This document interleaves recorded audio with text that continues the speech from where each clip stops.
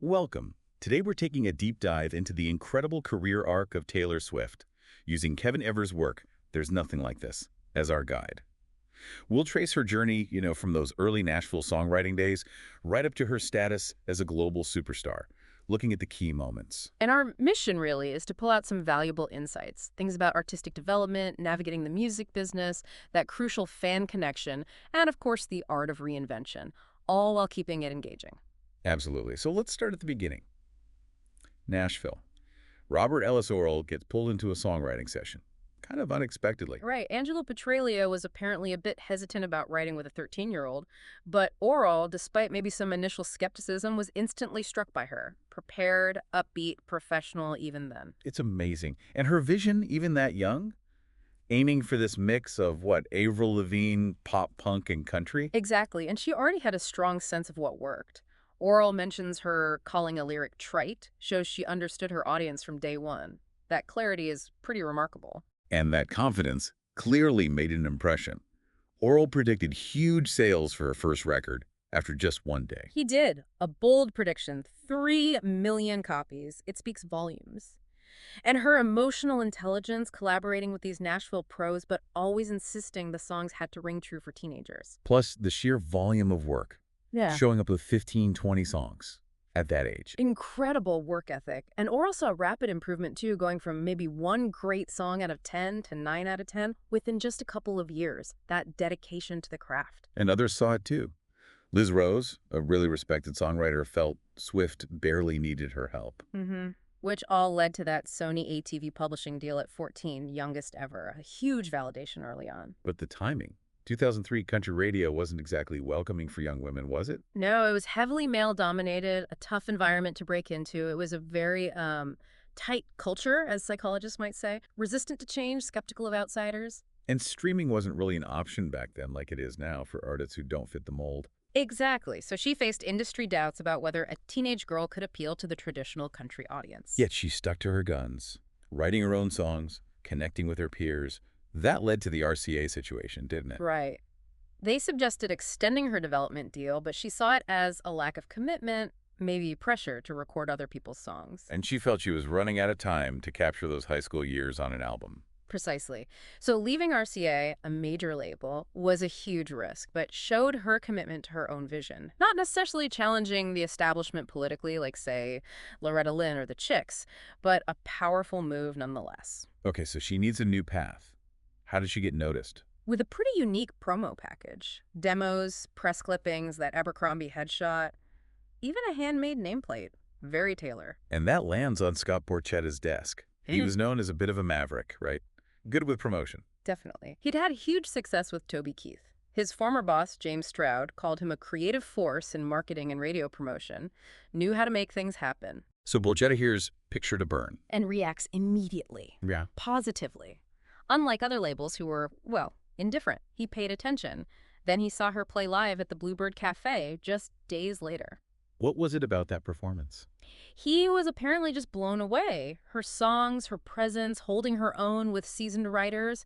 He saw that competitive spark, he believed in her vision, and critically, he understood the changing industry. And their strategy. It's a blue ocean idea targeting teams. Exactly. Instead of fighting established artists in the crowded red ocean of country radio, they aimed for the uncontested blue ocean, the teenage audience that country wasn't really serving. Kind of like how Marvel Comics targeted college students in the 60s with different kinds of superheroes. Perfect analogy. Find the underserved niche. Borchetta had other artists, sure, but Swift was clearly his main focus, his big bet. The creative side was easy initially, but then came the hard part. Convincing everyone else. Convincing that tight culture of country music. It's like Gelfand's concept describes resistant to change, skeptical. Radio programmers were likely hesitant. Right, it wasn't the typical country artist profile. And change happens slower in country compared to pop. Definitely. There was that infamous radio consultant quote about female artists not being the, quote, lettuce in the salad, shows the attitudes they were up against. And radio was everything for Discovery in 2006. So the first single choice was crucial. Tim McGraw. A brilliant move. Nostalgic ballad connects to high school memories, but that title, referencing a huge country star, genius marketing, made people ask, who is this new artist? And Swift said the song was about how music just embeds itself in your memories. Borchetta heard it and was floored. Musically, it was clever, too. Used familiar country elements like that classic IVV chord progression. The comfort food chord progressions. Sort of. But then twisted it with the female teenage perspective. It balanced tradition and novelty. Naming it after a current star was risky. Even Liz Rose hesitated, but it worked. And they leveraged MySpace too, didn't they? Getting fans involved. Absolutely. Swift got fans to report which stations played the song. Big Machine then used that data to prove demand to reluctant radio programmers.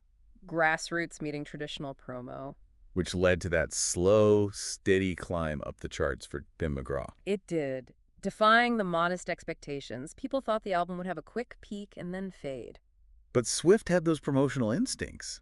She was out there meeting fans. Relentlessly, her manager advised meeting 500,000 fans, and she went for it. Radio stations, big tours as an opener, small gigs. She put in the work. And the album just kept selling, way past that expected fade, over 1 million, eventually much more. She called it a viral record, driven by that fan connection. That organic growth is powerful. And she had the time to build that momentum, landing multiple country hits. It wasn't rushed. Which culminated in that incredibly emotional moment, album hits #1 while she's still a senior in high school. Amazing start. Okay, so debut album, huge success. Reshapes country somewhat, Grammy nom, charts. Then comes album 2, Fearless. That must have been intense pressure. Absolutely daunting. How do you follow that? The sophomore slump is real. Complacency, lack of vision, regression. Lots of reasons it happens. And the expectations were sky high now, no longer the underdog. The narrative had to shift. Plus, success is fickle. That pressure can mess with your creativity. Think Louis Capaldi's documentary, being so open about that struggle. Swift herself said early on that one wrong move could take it all away. And stats back it up. Many artists chart once and never return. Some shrink under pressure. Others make drastic changes that alienate fans. So what was Swift's approach with Fearless? Reinforce the core strengths. Her songwriting, that relatability for the teen and young adult audience she'd found. It's like Zook and Allen say about brands needing a clear differentiator. Think IKEA or Hermes. You know what they stand for. Her confessional style remained key. Aaron Dessner later called it that distinctive clarity. And the production aimed for a bigger version of her acoustic sound, keeping that singer-songwriter heart but scaling it up. Swift saw it as just an honest snapshot of her life then, and Borchetta was confident it would be huge. Their single strategy was interesting again. Love story, first to country radio, even though it leaned to pop. Why country first? Stability of that market, plus the song still had country elements. Banjo, fiddle, storytelling. Chapman's production anchored it. It was an adjacency move, like Nike expanding from running shoes into other sports, push into a nearby space. And again, relentless promotion followed the release. Which paid off. Fearless outsold her debut, became the biggest album of 2009. But that new success brought new challenges, like moving to a new country, needing to adapt. Critics started having trouble categorizing her. That blend of country and orthodontically perfect pop rock, as one put it. Right, and that critic also noted her clever use of nostalgia, broadening her appeal beyond just teens. Which brings us to the 2009 VMAs. Yeah. Always chaotic. Okay. Definitely. And her team was apparently a bit worried about her attending, given the pop crossover. Award shows are interesting. They categorize artists, confer status. Sociologists call them tournament rituals. But subjective ones, unlike sports, which leads to debates about who deserves to win. Precisely. And then came the interruption. Kanye West grabbing the mic during her acceptance speech, a massive moment. West later called himself a soldier of culture, arguing Beyoncé was overlooked, touching on complex issues of race and genre recognition. It's true. There's a long history there. Meanwhile, Swift's style was more understated compared to some pop stars known for sheer vocal power or elaborate performance. Some critics faulted her voice. But others argued that relatability was her strength, setting her apart. The Kanye incident, though, hugely amplified the spotlight, generated a lot of sympathy for her, even from Beyoncé. But it also reignited that debate about whether she deserved the acclaim. Critics piled on, questioning her vocals even after wins. It's happened before. Unconventional voices like Neil Young or Tom Petty initially dismissed, later celebrated for their sincerity. Then came the Grammys performance for Fearless. The hype was massive. And the performance, well, it didn't quite meet those huge expectations, resulting in a significant backlash. Suddenly, people were questioning her crown. So a rapid rise, then a pretty sharp public pushback, all within a short time. Exactly, the Fearless era. Huge success, smart expansion, but also a cautionary tale about the risks. She had a lot to navigate personally and professionally. Even Bob Lefsetz, while praising her album, was harsh about her vocals, questioning the whole basis for her success. And he predicted she'd just be a fleeting teen phenom.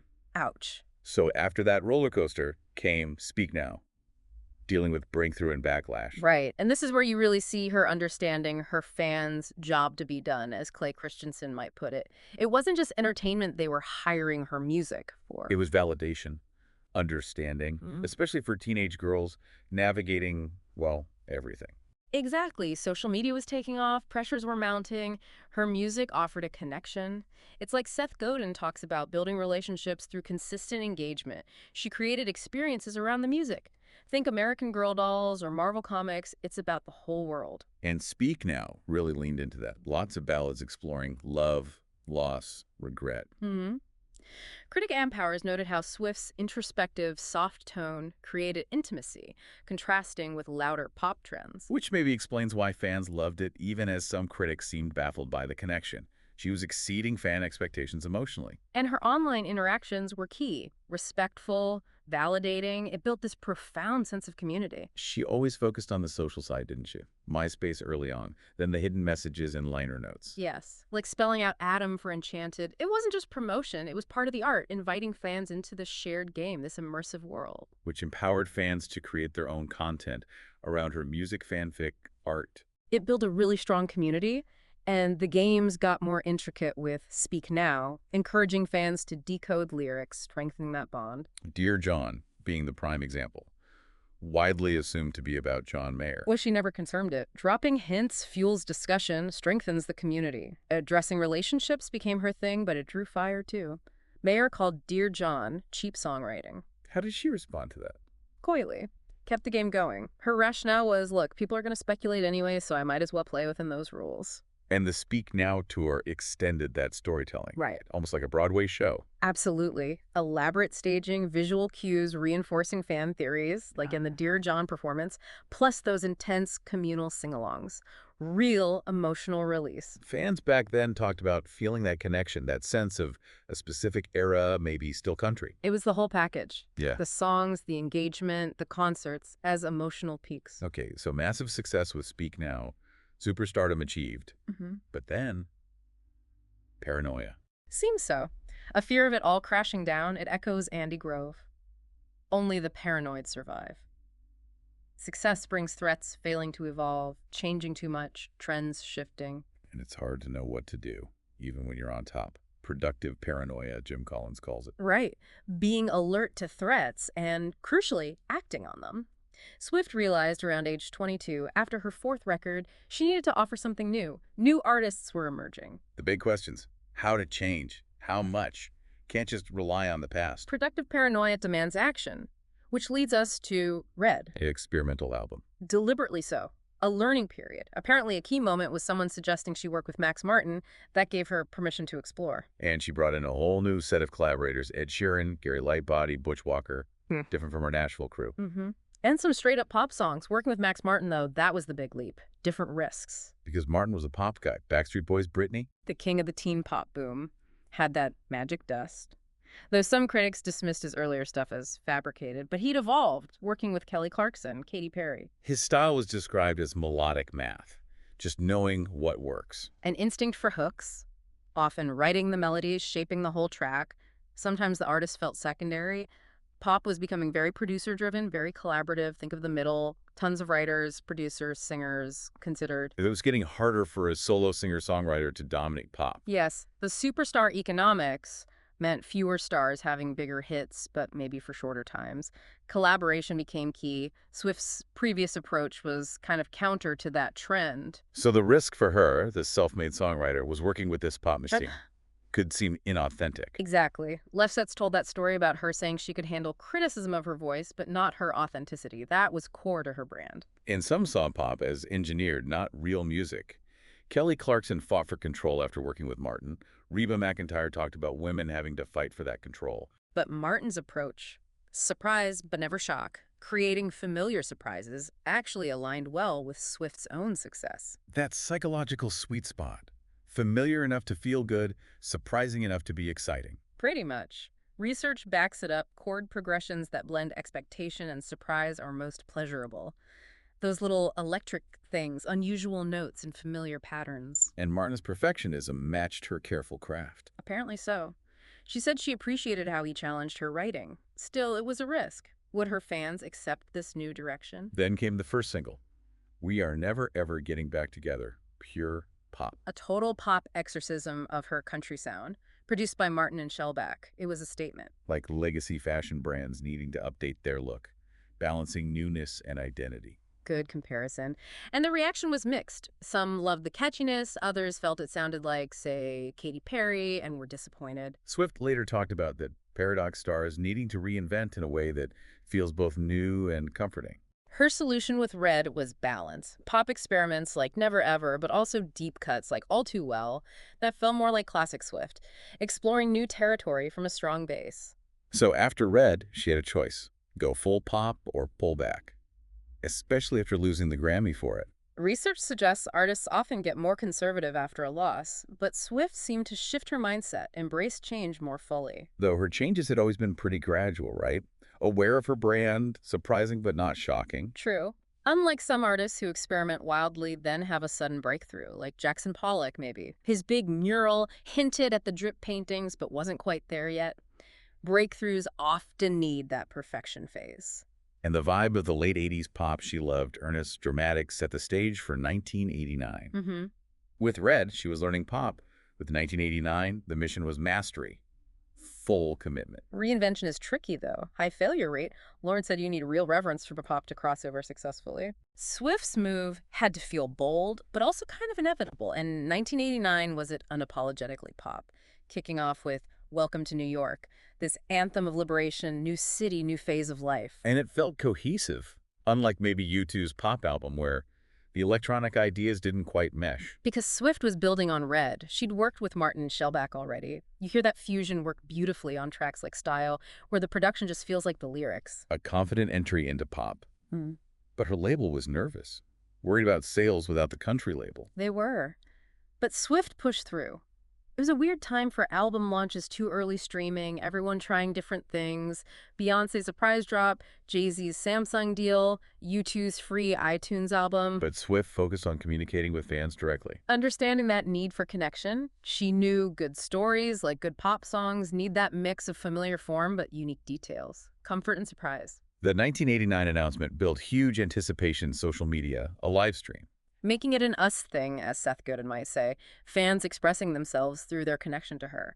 And the Shake It Off video, the first glimpse of Pop Swift, still had that relatable, trying hard persona. A radio manager said her realness made the crossover work, and she did embrace more pop star expectations as the era went on. Like the secret sessions, inviting fans to hear the album early. A way to thank dedicated fans, though it got some criticism too.